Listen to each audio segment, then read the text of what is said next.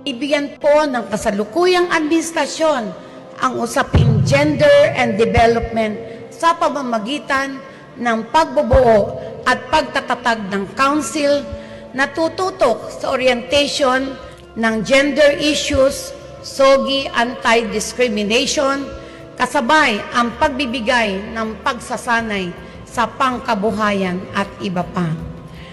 Nagkaroon din tayo ng pakikipagtuwang sa eco-feminist group ng Sarilaya na pinamumunuan ni Ms. Met Jimenez kung sa pagbibigay daan para mabuo ang kilos lila sa pangisdaan, kilos lila sa kanayunan, at kilos lila sa kalunsuran.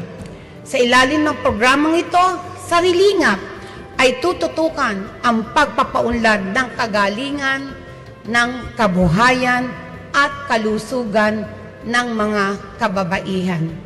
Ang akin pong mainit na pagbati sa Sarilaya sa soft launching ng Sarilingap Wellness Hub dito po sa Calapan City.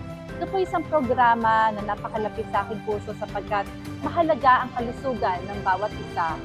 At sa paglulunsad natin ng Sarilingap, nabibigyan nating tanaw ang ating mga tradisyonal na gamot na malaki matutulong para sa ating kalusugan, isang alternatibo mula sa mga synthetic medicines na nakasanayan natin.